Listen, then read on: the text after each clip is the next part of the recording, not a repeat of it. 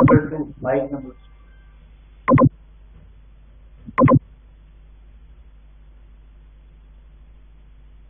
Mic number 2. I'm very happy in England.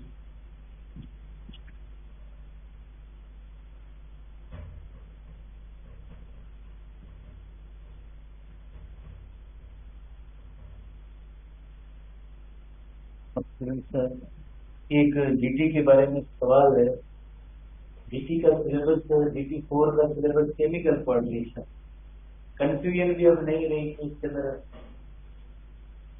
Reproduction का chapter include नहीं है, confusion भी खत्म हो आने खाएंगे तो इसका केड़ो सवाल दिख बुधा यार ये क्रिएशन है जहन कम करे तो केड़ो सवाल दिख रहे जीटी के बारे में तुझे सवाल भी होना है क्रिएशन आऊं ॿुधायां तो मुख्य मैसेज अचनि ऐं शागिर्दनि जी क्रिएशन ॿुधायां तो जीटी के सिलेबस में केतिरा सवाल उनके ज़हन में फुटी निकिरंदा आहिनि कहिड़ो सवाल निकिरे जी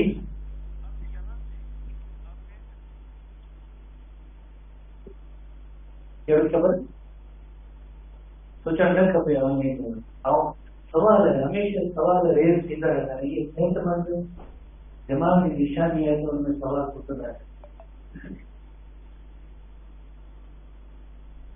सवाल ये है सवाल जीटी के सिलेबस के बारे में एक क्वेश्चन है क्या जीटी 4 के अंदर प्रीवियस चैप्टर के क्वेश्चन आएंगे या नहीं जो हमने करे प्रीवियस चैप्टर बिल्कुल नहीं आएंगे ओनली जीटी 4 केमिकल कोऑर्डिनेशन तक मौजूद है और कंफ्यूजन भी खत्म है उसके अंदर रिप्रोडक्शन का चैप्टर जीटी 5 का सिलेबस हम एडवांस में बता रहे हैं। जीटी 5 का सिलेबस जो होगा वो रिप्रोडक्शन का चैप्टर है और उसके अंदर कोई दूसरा चैप्टर इंक्लूड ना प्रीवियस तो एक और कॉलम ऐड करना पड़ेगा प्रीवियस पढ़ रहे हैं ये भी नहीं होगा और प्रीवियस क्वेश्चन एक दूसरा क्वेश्चन ये सिलेबस के बारे में फिर जब तक सिलेबस के बारे में क्लियर नहीं होगा तो आगे क्या पढ़ेगा कि रिप्रोडक्शन का चैप्टर हम पढ़ रहे हैं उसके अंदर कितने टॉपिक हमने पढ़ने एक जैसे मेल रिप्रोडक्टिव सिस्टम में पीएचडी के सिलेबस के हवाले से दूसरा जो टॉपिक है फीमेल रिप्रोडक्टिव सिस्टम में तीसरा जो टॉपिक है सेक्सुअली ट्रांसमिटेड डिजीज है चौथा टॉपिक एक हार्मोन से रिलेटेड है कि कौन से हार्मोन है जो मेल फीमेल रिप्रोडक्टिव सिस्टम को रेगुलेट करें। नंबर 5 टॉपिक है मेंस्ट्रुअल साइकिल जैसे ये कि मेंस्ट्रुअल साइकिल के बारे में बताया गया पर हम तीनों साइकिल को पढ़ेंगे फीमेल रिप्रोडक्टिव साइकिल जिसके अंदर यूटेरिन cycle ovarian cycle menstrual cycle को पढ़ेंगे। इन टॉपिक के अलावा बाकी आप मुझे बताएं कोई और टॉपिक है जो आपके रिप्रोडक्शन के सिस्टम जो चैप्टर है उसके अंदर जो मौजूद इन 5 टॉपिक के अलावा मुझे तो बताए तो पढ़ाई गाड़ी गुजरी है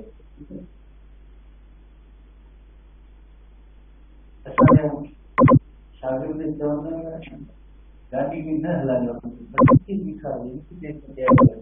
मंजिल तरफ वेंदी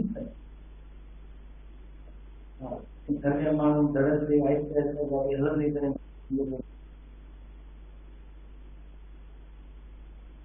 तो हेडिंग है आज की देखिए हमारे से female reproductive cycle female reproductive cycle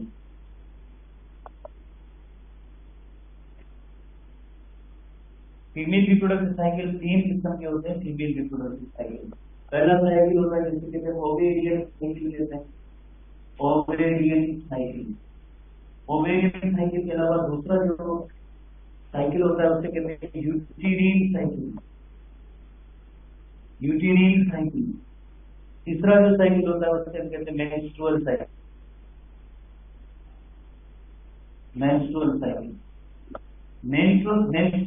comprises ovarian cycle plus यूटेरिन cycle collectively पढ़ेंगे दोनों को मिला के पढ़ेंगे वो होगा मेंस्ट्रुअल साइकिल।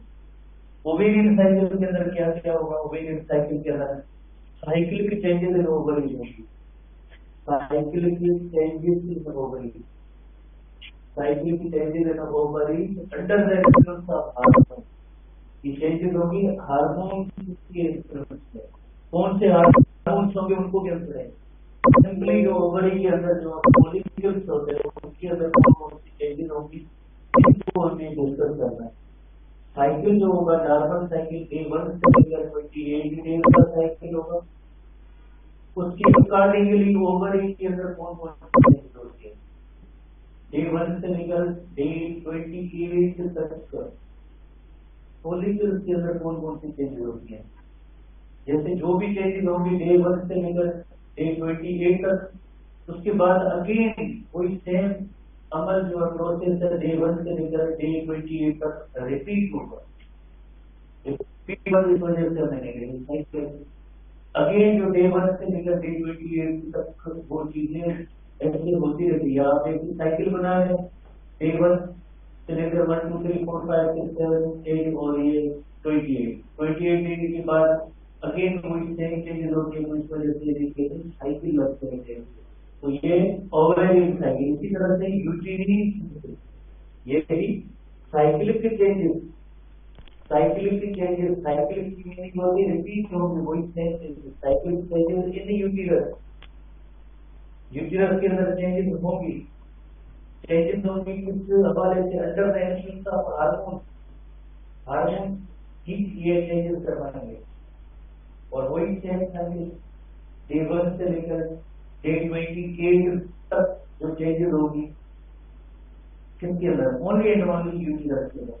कौन से हार्मोन से इन्वॉल्व है, जैसे एक सिलेबस से हमने देखा पीएमसी के सिलेबस में बार बार हार्मोन्स का जिक्र है, चाहे मेल रिप्रोडक्टिव सिस्टम हो, फीमेल रिप्रोडक्टिव सिस्टम हो या साइकिल्स है, सबके अंदर हार्मोन्स का एक वेरी इंपॉर्टेंट रोल होता है। Under the influence of hormone ये पढ़ेंगे तो उससे मेरी यूटीरस साइकिल। तीसरा जो साइकिल है वो मेंस्ट्रुअल साइकिल है। तो मेंस्ट्रुअल साइकिल जो होता है वो collectively ovarian cycle plus uterine cycle, उसके अंदर जो चेंजेस होगी उसकी जो हम डिस्कस करेंगे। तो सबसे पहले एक छोटी इलस्ट्रेशन देख लें कि होता क्या है, इसके बाद हम नेक्स्ट पेज वापिस आते हैं।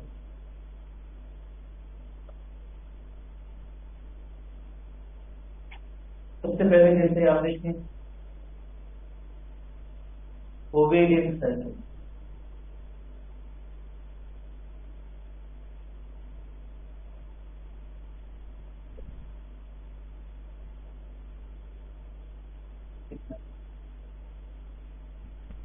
कलम में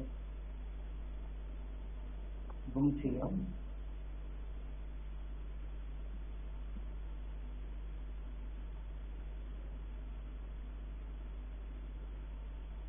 सबसे पहले हम आएंगे ओवेरियन साइकिल पे। अब ओवेरियन साइकिल आप नॉर्मल मेंस्ट्रुअल साइकिल होता है वो Day1 से लेकर Day 28 डे तक काउंट करेंगे। और ब्रॉडली अगर स्पीकिंग तो इसके अंदर दो फेज होगा, एक होगा फोलिक्यूलर फेज, फोलिक्यूलर फेज 14th डे तक चलता है और 14th डे में एग रिलीज होगा। एग रिलीज होने से पहले जितने भी फॉलिकल्स के अंदर जो चेंजेस आएंगी, फॉलिकल्स के अंदर जो चेंजेस आएंगी तो उस फेज को कहेंगे फॉलिक्यूलर फेज कहेंगे। सिर्फ ओवेरियन फॉलिकल के अंदर जो चेंजेस आएंगे 14th डे में क्या होगा, फॉलिकल मैच्योर रप्चर हो जाएगा, एग रिलीज होगा। अब तो फर्दर इसमें रप्चर्ड फॉलिकल के अंदर कौन सी चीजें आएंगी, रप्चर्ड फॉलिकल के अंदर रप्चर्ड फॉलिकल येलो मास से भर जाता है, कार्पस ल्यूटियम बन जाता है, तो ये ल्यूटियल फेज होता है, इस फेज को कहेंगे ल्यूटियल फेज। तो ओवेरियन जो ओवेरियन साइकिल के अंदर एक पहला फेज होता है उसे कहेंगे फॉलिक्यूलर फेज। कितने दिनों का है, Day1 to 13th डे, क्योंकि 14th डे में ओव्यूलेशन होती है। अगर इलस्ट्रेशन वगैरह आपको नजर आएंगी तो उसके अंदर आपको बजाय दो फेजेस नजर आएंगे। एक फेज होगा फॉलिक्यूलर फेज, दूसरा होगा ल्यूटियल फेज। फॉलिक्यूलर फेज इसका मतलब है कि फॉलिकल्स के अंदर चेंजेस होती जाती हैं। 14th डे ये फॉलिकल मैच्योर होगा, फिर ये रप्चर हो जाएगा, ओव्यूलेशन का अमल होगा। बाद में ल्यूटियल फेज जो 15th डे से लेकर 28th डे तक जो चेंजेस होगी तो उससे कहेंगे ल्यूटियल फेज। कार्पस ल्यूटियम शुरू में बनेगा, फर्टिलाइजेशन नहीं होगी तो कार्पस ल्यूटियम डी जनरेट हो जाएगा। तो ये जो ओवेरियन साइकिल के फेजेस है। Follicular phase, ovulation 40th day को, 15th डे का 28th डे तक जो है क्या, ये नेम्स को आप ध्यान रखेंगे। उसके बाद आते हैं यूटीरिन साइकिल। यूटीरिन साइकिल जैसे आपको पता है कि हमने थोड़ी देर पहले पढ़ा था, साइकिल की changes in the uterus under the influence of hormone. तो ये भी जैसे 28 डेज का ही जैसे हम साइकिल को लेंगे तो उसमें जो शुरू में जो पहला जो फेज होता है वो मेंस्ट्रुएशन का होता है। जैसे डे 1 to डे 5 तक जो है menstruation, shedding of the uterine lining होती है, तो उसे कहेंगे मेंस्ट्रुएशन फेज। 28 डे के अंदर डे 1 to 5 जो होगा उस फेज को कहेंगे मेंस्ट्रुएशन फेज। उसके बाद जो 6 नंबर डे से लेकर 14th डे तक जाहिर है अब शेडिंग हुई है। किसकी शेडिंग हुई है? एंडोमेट्रियम की हुई है। एंडोमेट्रियम की शेडिंग हुई है, दोबारा से वो ग्रोथ होगी, उस लाइनिंग एंडोमेट्रियम लाइनिंग की ग्रोथ होगी, प्रोलिफरेशन होगी। प्रोलिफरेशन और प्री ओव्यूलेटरी फेज। ओव्यूलेशन कब होती है? ओव्यूलेशन होती है 14th डे को। उससे पहले प्री ओव्यूलेटरी फेज, मेंस्ट्रुएशन के बाद और ओव्यूलेशन से पहले का जो फेज होता है उसे प्री ओव्यूलेटरी फेज। जैसे आप लोग प्री मेडिकल में पढ़ते हैं, मेडिकल में जाने से पहले प्री ओव्यूलेटरी फेज, ओव्यूलेशन से पहले का जो फेज होता है तो वो होगा 6 नंबर से लेकर डे टू 14th डे। ठीक है, प्री ओव्यूलेटरी फेज 6 नंबर से लेकर 14th डे तक जो फेज होगा उसे कहेंगे प्री ओव्यूलेटरी फेज। अब 14th डे पे एक सेल रिलीज हो जाएगा, फॉलिकल रप्चर हो जाएगी। तो देन उसके बाद क्या होगा? 15th डे स्टार्ट होगा, 15th डे से लेकर 28th डे तक सीक्रेटरी फेज भी कहते हैं, पोस्ट ओव्यूलेटरी फेज भी कहते हैं। प्री का मतलब होता है पहले, पोस्ट का मतलब होता है बाद में। ओव्यूलेशन से पहले, ओव्यूलेशन के बाद, post ovulatory phase. Secretory phase भी कहते हैं, सीक्रेटरी फेज जो 15th डे से लेकर 28 डे तक चलता है। तो इसके अंदर होता क्या? सीक्रेटरी लफ्ज इस वजह से corpus luteum, corpus luteum hormone secrete करेगा, वही फॉलिकल अब एंडोक्राइन स्ट्रक्चर बन जाती है। Corpus luteum yellowish mark, progesterone hormone secrete होता रहता है। तो ये सीक्रेटरी फेज या पोस्ट ओव्यूलेटरी फेज होगा जो यूटीरिन साइकिल के एजेंट में पड़ेगा। आपको पता है कि जिससे 28th डे को अगर एग सेल की फर्टिलाइजेशन नहीं होती है तो डे 1 के इवेंट दोबारा शुरू हो जाते हैं, अगेन 28 डे। अगेन जिस तरह से अगर 28 डे तक फर्टिलाइजेशन जैसे नहीं होती है, बॉडी केमिकली अवेयर होती है तो डे 1 की चेंजेस होती है। इस वजह से इन्हें कहते हैं यूटीरिन साइकिल, कहते हैं साइक्लिक इवेंट, जो डे 1 से 28 तक, फिर अगेन डे 1 से लेकर 28 तक ऐसे इवेंट्स होते रहते हैं। तीसरा जो फेज होता है उसे कहते हैं मेंस्ट्रुअल साइकिल कहते हैं, जैसे नथिंग बट दोनों इवेंट्स को कलेक्टिवली हम पढ़ेंगे। जैसे थोड़ी देर पहले आपने पढ़ा था ओवेरियन साइकिल की फेजेस पढ़े थे, प्लस में यूटीरिन साइकिल के इवेंट्स को कलेक्टिवली हम लेंगे। Collectively it is called as menstrual cycle, collectively it is called as menstrual cycle. ठीक है, जिसकी इवेंट वही सेम जो यूटीरिन, बिकॉज मेंस्ट्रुएशन का अमल जो होता है, shading of the uterine lining होती है, वो यूटीरस के अंदर होती है, तो उसके जो फेजेस होंगे वही सेम है जो यूटीरिन साइकिल के हैं। तो अब हम डिस्कस करेंगे सबसे पहले इवेंट पे आते हैं, दैट इज ओवेरियन साइकिल। कि ओवेरियन साइकिल के अंदर कौन कौन सी चेंजेस होती है, ओवेरियन साइकिल के अंदर कौन कौन सी चेंजेस होती है, ओवेरियन साइकिल के अंदर कौन सी चेंजेस होती है। जैसे ये हम एक छोटी इलस्ट्रेशन बना रहे हैं, ओवरी की है, तो ओवरी के अंदर जो कौन कौन सी जो साइक्लिक चेंजेस हो रही है।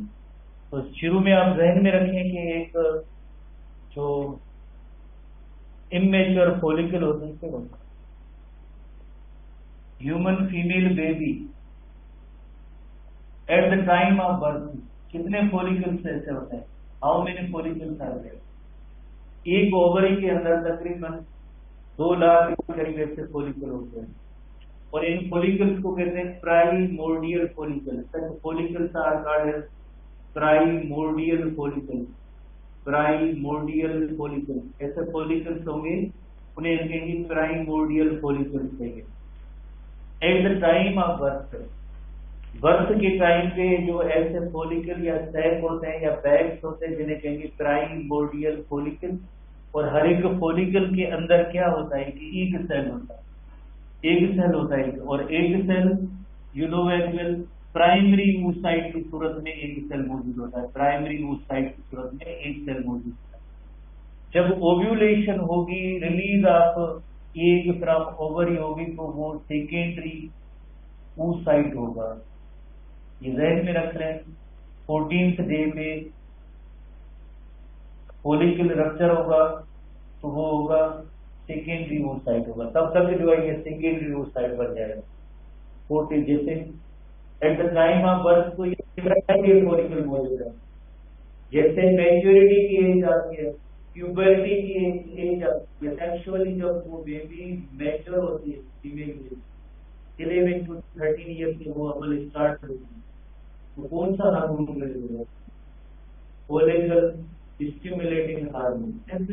हार्मोन के इन्फ्लुएंस में अब ये प्राइमोर्डियल फोलिकल में चेंजेस आने का अमल शुरू हो जाता है। तो ओवेरियन साइकिल जो इन फोलिकल्स के अंदर जो चेंजेस होते हैं वही साइकिल उसमें नई चीज नहीं है। जैसे फोलिकल्स के अंदर जो चेंजेस आ रहे हैं वही ओवेरियन साइकिल। तो इससे जो प्राइमोर्डियल फोलिकल से बन जाएगा प्राइमरी फोलिकल। हमारे बुक के अंदर जैसे प्राइमरी और फोलिकल है और सेकेंडरी फोलिकल है, और डायरेक्टली देन मैच्योर फोलिकल और वेसिकुलर फोलिकल है। इससे बनेगा प्राइमरी फोलिकल। प्राइमोर्डियल फोलिकल से under the influence of FSH hormone, जब एफएसएच हार्मोन का एक्शन होगा तो जब मैच्योरिटी की एज आएगी तो उसमें अब ये होगा कि अब ये बन जाएगा प्राइमरी फोलिकल। प्राइमरी होगा प्राइमरी फोलिकल। प्राइमरी फोलिकल तो एफएसएच रिलीज का अमल जारी है, और उसके बाद जो चेंजेस आएंगी वो चेंजेस ये होगी प्राइमरी फोलिकल से सेकेंडरी फोलिकल बन जाएगा। सेकेंडरी फोलिकल उसके अंदर जैसे एक सेल मौजूद है सेकेंडरी फोलिकल के अंदर, पर इसके अंदर थोड़े से नए ग्रुप के सेल्स भी आ जाएंगे, थोड़े से और भी डेवलप होंगे। एक तो बाहर के हैं प्लस थोड़े से और मजीद सेल्स, तो इसे हम कहते हैं प्राइमरी फोलिकल से सेकेंडरी फोलिकल। प्राइमरी फोलिकल से देर बन जाएगा सेकेंडरी फोलिकल। सेकेंडरी फोलिकल से हमारे बुक के अंदर नहीं है, टर्शियरी फोलिकल भी होता है। टर्शियरी फोलिकल भी होता है जो बुक में नहीं है, बुक में नहीं है। बुक की अगर आप सीरीज देखेंगे तो उसके अंदर टर्शियरी फोलिकल नहीं है, पर होता है टर्शियरी फोलिकल। हम अपने एचटीबी बुक को फॉलो करेंगे। एचटीबी बुक के अंदर जो कुछ लिखा हुआ वो सब सही है, बाकी हम सब गलत है, क्योंकि टेस्ट वगैरह जो आएगी वो एचटीबी बुक से ही आएगी, जो एचटीबी बुक के अंदर पॉइंट्स है उनसे रिलेटेड आएगी। तो एक टर्शियरी फोलिकल बनता है, एक सेल मौजूद है, पर फ्लूइड उसके जो पूल्स बनते हैं, फ्लूइड के पूल्स बनते हैं, फ्लूइड के पूल्स बनते हैं ऐसे एक तरह से अंदर एक आगे रप्चर जो होना है तो उससे पहले फ्लूइड के पूल्स बनते हैं, और ऐसी फ्लूइड को कहते हैं फोलिक्यूलर फ्लूइड कहते हैं। तो ये जो है टर्शियरी फोलिकल होता है, tertiary follicle. Tertiary follicle, tertiary follicle के बाद ग्रेवियन फोलिकल, मैच्योर फोलिकल या वेसिक्यूलर फोलिकल होता है। जो मैच्योर होता है, मैच्योर होता है तो ये जितने भी पूल्स पड़े थे फ्लूइड वाले पूल, इनकी साइज में इंक्रीज होगी और एक मैच्योर या डोमिनेंट फोलिकल बन जाता है। मैच्योर या डोमिनेंट फोलिकल बन जाता है। ये एक सेल हुआ, इस तरह से ये एक मैच्योर और डोमिनेंट फोलिकल हो गया, एक मैच्योर या डोमिनेंट फोलिकल हो गया। यही तो ओवेरियन साइकिल है। Ovarian cycle, the cyclic changes किसके अंदर हो रही है? साइक्लिक चेंजेस है फोलिकल, एक्चुअली फोलिकल के अंदर हो रही है। पहले प्राइमोर्डियल फोलिकल था, उसके बाद primary follicle, secondary follicle, tertiary follicle, tertiary follicle के बाद मैच्योर फोलिकल, और मैच्योर फोलिकल को वेसिक्यूलर फोलिकल भी कहते हैं। Mature follicle is also called vesicular follicle. Vesicular follicle is also called Graafian follicle, जैसे ग्रेवियन पर्सन के नाम से है, ग्रेवियन फोलिकल भी कहते हैं। अब ये ग्रेवियन फोलिकल या मैच्योर फोलिकल कब होता है? जब अगर हम इन डेज को काउंट करें तो डे इधर 1 होगा, डे 1, और ये होगा डे 14। 14th डे पे LH हार्मोन की कंसंट्रेशन तब तक ज्यादा हो जाती है। LH पहले क्या था, पहले जस्ट क्या था, FSH था। FSH के इन्फ्लुएंस में ये सारी चेंजेस हुई, जितने भी फॉलिक्यूल्स के अंदर ये जो चेंजेस हुई है under the influence of FSH हुई है, under the influence of FSH हुई है। सबसे पहले 20 के करीब ऐसे प्राइमोर्डियल फॉलिक्यूल्स होते हैं, उनके ऊपर जैसे FSH का एक्शन होता है, ये सब ग्रो करना शुरू कर देते हैं। फिर आखिर में एक जो डोमिनेंट या मैच्योर, नॉर्मली जो है 1 जो है जिसे हम कहेंगे डोमिनेंट और मैच्योर, डोमिनेंट जो फॉलिकल एक ही बनेगा, जैसे एक कंपटीशन है, एक रेस है फॉलिकल की मैच्योर होने की, तो डोमिनेंट जो एक ही फॉलिकल होगा जो मैच्योर होगा, बाकी कहाँ जाएंगे, अदर से पहले डीजनरेट, बाकी सब जो है एक जिस तरह से ये डोमिनेंट होगा, काफी सारे जो दूसरे जो के अदर फॉलिकल्स होंगे वो सब डीजनरेट हो जाएंगे। डीजनरेट होने के अमल को कहते हैं, फॉलिक्यूलर एट्रेसिया। डीजनरेट होने के अमल को कहते हैं फॉलिक्यूलर एट्रेसिया, यानी एक फॉलिकल जो मैच्योर हुआ बाकी सब डीजनरेट हुए, process is called follicular atresia. ये क्यों ऐसा होता है? बिकॉज जैसे ये FSH के इन्फ्लुएंस के अंदर जो चेंजेस आ रही हैं, आप देख रहे हैं एक फॉलिकल के अंदर सेल्स होते हैं जिसका नेम होता है granulosa cell. Granulosa cells they produce oestrogen hormone. Granulosa cells produce oestrogen hormone. जैसे ईस्ट्रोजन की लेवल बढ़ती जाएगी, जैसे ईस्ट्रोजन की लेवल आहिस्ता आहिस्ता बढ़ती जाएगी, FSH की सिक्रीशन आहिस्ता आहिस्ता बंद होती है। तब तक कोई एक ही जो फॉलिकल होगा वो मैच्योर होगा, FSH कम हो जाएगी, फॉलिकल एक मैच्योर होगा, बाकी सारे follicle why because of FSH। तो इधर जैसे FSH शुरू में रिलीज हुआ, और बाद में जैसे ये जो फॉलिकल्स हैं उनके ग्रेन्युलोसा सेल्स होते हैं वो ईस्ट्रोजन हार्मोन प्रोड्यूस करते हैं। ईस्ट्रोजन हार्मोन की वजह से FSH की सिक्रीशन बंद हो जाएगी, तो कोई एक ही फॉलिकल होगा जो मैच्योर होगा, सब फॉलिकल मैच्योर नहीं होगा। कभी सुना होगा सोशल मीडिया का आजकल जैसे दौर है, कहते हैं कि मल्टीपल बर्थ हुए, किसी एक मदर को विमेन के बाद दो से ज्यादा 3-4 दो तो एक जैसे ट्विन तो आम की बात होती है, कभी कभार ट्विन बन जाती, कभी कभार मल्टीपल बर्थ होती है। तो मल्टीपल बर्थ होने का रीजन भी यही होता है कि अगर जो ज्यादा फॉलिकल्स मैच्योर होंगे तो ज्यादा एंगस्टर रिलीज होंगे, जितने ज्यादा एंगस्टर रिलीज होंगे वो सब फर्टिलाइज हो सकती है। तो ये कभी कभार रियर केस में एक्सेप्शन में होता है, बाकी otherwise normally 1 follicle becomes mature, और मैच्योर फॉलिकल 14th डे पे under the influence of LH। जैसे जैसे FSH की सिक्रीशन बंद होती जाएगी, LH की सिक्रीशन स्टार्ट होती जाएगी। FSH की सिक्रीशन जैसे बंद होती जाएगी, बंद कौन कर रहा है, बटन के ईस्ट्रोजन हार्मोन। जैसे FSH की सिक्रीशन कम होगी तो LH की सिक्रीशन में रेज या इंक्रीज होती जाएगी। जैसे रेज या इंक्रीज 14th डे पे होगी, और उस दिन जो फॉलिकल रप्चर हो जाएगा, फॉलिकल रप्चर, ये जो फॉलिकल है ये रप्चर हो जाएगा, और रप्चर्ड फॉलिकल में से 14th डे पे रप्चर्ड फॉलिकल में एक रिलीज होगा। रप्चर्ड फॉलिकल से 14th डे, ये जो 14th डे का इवेंट है, 14th डे पे ये जो follicle, 14th day under the influence of LH hormone, ये जो एक सेल था जिसकी भी उस साइड आप बचा था, ये रप्चर हुआ तो यानी ये रिलीज होगी कहाँ जाएगी, यहाँ से फॉलिकल से एक रिलीज होगी कहाँ जाएगी, फॉलिकल से एक रिलीज होगी कहाँ जाएगी, ओविडक्ट के अंदर चला जाएगा, और अपर थर्ड ऑफ द ओविडक्ट के अंदर ऑस्टिकुलेट फर्टिलाइजेशन हो अगर इस पर मिला। अब ये रप्चर्ड फॉलिकल रप्चर हो चुका है। जैसे रप्चर्ड फॉलिकल होगा तो ये एक येलो मास से भर जाता है, जिसे हम कहेंगे कार्पस ल्यूटियम। येलोइश मास से भर जाता है जिसे कहते हैं कार्पस ल्यूटियम कहते हैं। हम इसका एक कार्पस का मतलब भी होता है बॉडी होता है, और ल्यूटियम का मतलब होता है येलोइश। Corpus luteum. यही जो फॉलिकल आप देख रहे हो ओवेरियन साइकिल के अंदर क्या है, साइकिल की चेंजेस इन द ओवरी को आपने पढ़ा है, पर एक्चुअली ये चेंजेस किसके अंदर हो रही है, सारी चेंजेस हो रही है इन्हीं फॉलिकल्स के अंदर हो रही है, सब चेंजेस फॉलिकल्स के अंदर हो रही है।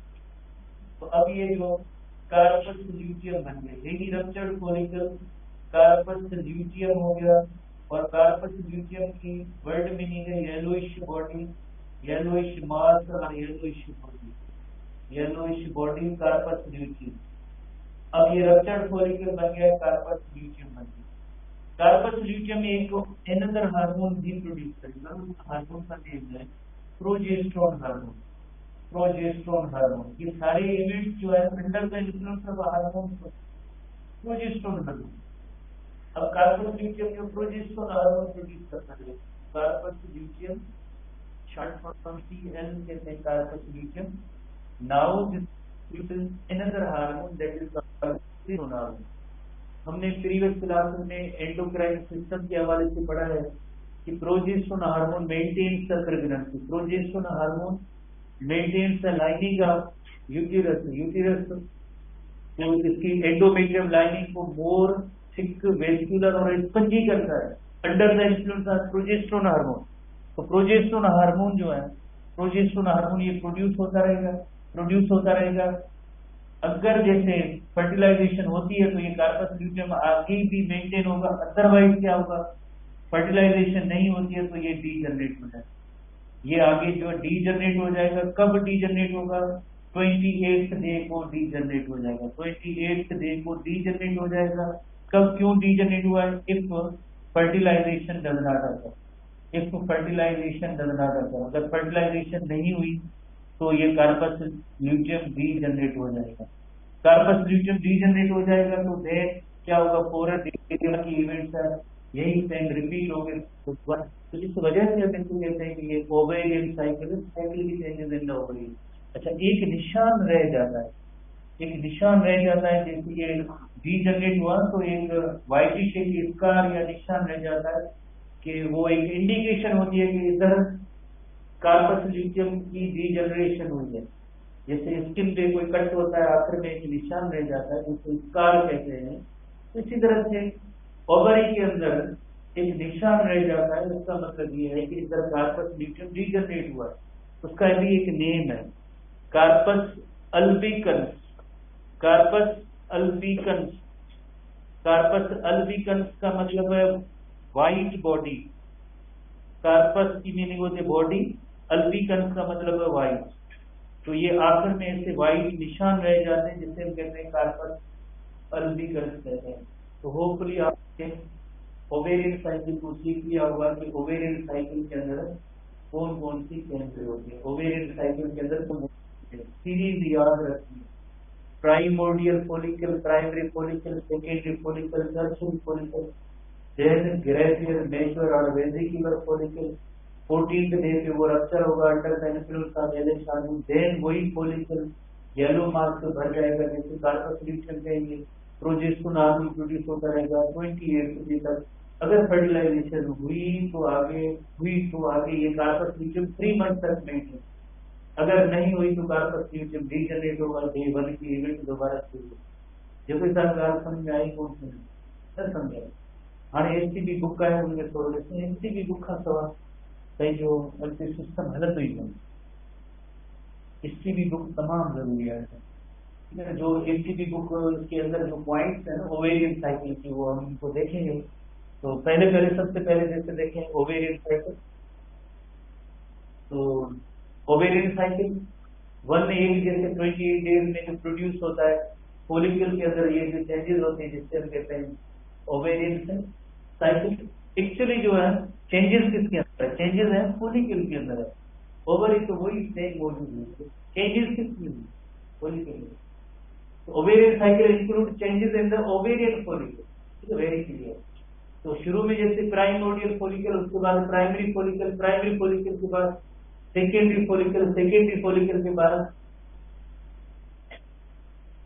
वेसिकुलर फॉलिकल और गैस्ट्रिक फॉलिकल। एसटीबी के अंदर टर्शियरी फॉलिकल का जिक्र नहीं है, हम अपने बुक के साथ है। पर होता ये है कि primordial follicle, primary follicle, secondary follicle, और उसके बाद टर्शरी होंगे, टर्शरी के बाद मेजर होगा। और ये सब कौन से दो हार्मोन हमने पढ़ा है कि एफएसएच और एलएच के अंडर ये सब काम हो रहा था, under the secretion of FSH and LH, under the secretion of FSH and LH. एक इलस्ट्रेशन दोबारा से, शुरू में eight the time of birth of female baby primordial follicles होते हैं। प्राइमोर्डियल फॉलिकल्स, काफी सारे फॉलिकल्स, उनके ऊपर एफएसएच हार्मोन का जब एक्शन होता है तो आगे उसमें बनता है प्राइमरी फॉलिकल, प्राइमोर्डियल फॉलिकल से प्राइमरी फॉलिकल। प्राइमरी फॉलिकल के बाद देन जो फ्लूइड का पूल्स बन जाते हैं, फ्लूइड के पूल बनने के बाद ये सब फ्लूइड के पूल मर्ज होते हैं। सेकेंडरी फॉलिकल, उसके बाद सेकेंडरी से आगे नेक्स्ट मैच्योर ग्रेवियन और वेसिकुलर फॉलिकल। यही जो आगे जो फ्लूइड वाली जो कैविटीज है, एंट्रम उससे कहते हैं, ये एंट्रम उसकी साइज जैसे बड़ी होती है, इधर छोटी और ये बड़ी, तो अल्टीमेटली ये जो फॉलिकल रप्चर होगा और एक सेल रिलीज हुआ। जैसे ये एक सेल रिलीज हुआ, ये रप्चर्ड फॉलिकल एक येलो मास से भर गया जिससे कहेंगे कार्पस ल्यूटियम कहेंगे। कार्पस ल्यूटियम अगर फर्टिलाइजेशन होती है तो रहता है, अगर नहीं होती है तो 28 डे को रीजनरेट हो जाएगा। रीजनरेट होने के बाद एक दिशा में रहता है, उससे कार्पस ल्यूटियम, और उसके बाद ये सेम इवेंट दोबारा से स्टार्ट होता है। एचटीबी बुक की जो पॉइंट्स है, एचटीबी बुक के पॉइंट, तो उसके अंदर इन टर्शरी फॉलिकल का जिक्र नहीं है। प्राइमोर्डियल फॉलिकल से पहले primary follicle comprise of primary oocyte होता है एनवेलप्ड बाय एपिथेलियल सेल जो हमने पढ़ा है। उसके बाद सेकेंडरी फॉलिकल होता है, सेकेंडरी फॉलिकल उसके अंदर एक फ्लूइड होती है, पूल्स के अंदर फ्लूइड मौजूद होती है, सराउंडेड बाय द oocyte। उसके बाद vesicular follicle characterised by the presence of एसी कैविटी। कैविटी का नेम है antrum and it is filled with the fluid. Fluid का नेम होता है follicular fluid that increases in size until the follicle becomes ruptured. follicle बाद में जो rupture हो जाएगा। एक सरफेस है, जाहिर है जब कोई चीज जैसे ये एक प्लेन सरफेस है, अगर उसके अंदर कोई कैविटी फ्लूइड ये इसके अंदर इंक्रीज हो रही है तो सरफेस जरा थोड़ी सी बाहर निकल के आएगी, प्रोट्रूड आउटवर्ड। फ्लूइड अंदर जो ज्यादा होगी तो ये सरफेस के ऊपर जो ऐसे जो प्रोट्रूजन्स नजर आएगी, जिसका मतलब है ये है कि ये फॉलिकल अब मैच्योर हो चुका है, मैच्योर होने के बाद जो आगे रप्चर होने की तरफ जा रहा है। बुक में तो नहीं, पर ये शुरू में प्राइमोर्डियल फॉलिकल होते हैं, उसके बाद प्राइमरी फॉलिकल बनेगा, देन सेकेंडरी फॉलिकल बनेगा, देन टर्शरी फॉलिकल। उसके अंदर जैसे ये बुक के अंदर नहीं है, पहले जो इसके अंदर जो ऐसे पूल्स होते हैं फ्लूइड के, और यही फ्लूइड के पूल्स देन एक पूरी एक सिंगल कैविटी बन जाएगी, सिंगल कैविटी बन जाएगी तो देन ये आगे रप्चर होगा और उसके अंदर ये जो एक सेल है वो रिलीज होता है। इस तरह से जो है ओवेरियन साइकिल ऑब्जर्व होता है। कल हम जो है इसको दूसरे जो साइकिल होंगे